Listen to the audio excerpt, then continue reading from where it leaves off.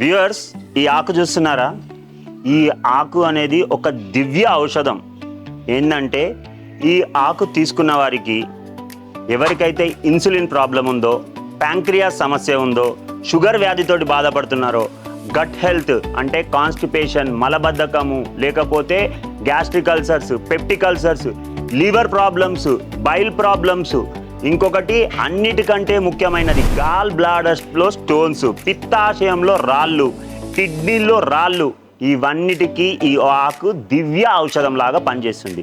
ఏంటిది ఈ ఆకు? ఎప్పుడైనా విన్నారా? బిల్వపత్రం అంటారు. మనము శివునికి పూజ చేస్తాం చూడండి, బిల్వపత్రము, బేల్ పత్ర అని అంటారు.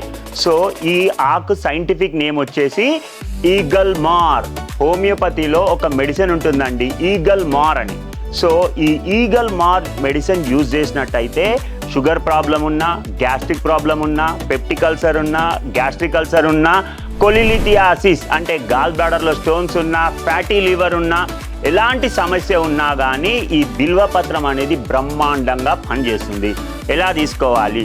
సింపుల్. ఈ బిల్వపత్రంని ఎండబెట్టి మంచిగా కడిగి పొడి చేసుకొని daily early in the morning పరిగడుపున ఒక గ్లాస్ ఆఫ్ వాటర్ తీసుకొని అందులో ఒక స్పూన్ పౌడర్ కలుపుకొని రెగ్యులర్గా తీసుకున్నట్టయితే మన ప్యాంక్రియాస్లో ఉన్న ఐలెట్స్ ఆఫ్ ప్యాంక్రియాస్ బీటా సెల్స్ని, దాని నుంచి ఉత్పత్తి అయ్యే ఇన్సులిన్ని పునరుత్పత్తి చేసేసి ఆటోమేటిక్గా షుగర్ వ్యాధి గ్రస్తులకు ఇది ఒక దివ్య ఔషధం లాగా పనిచేస్తుంది.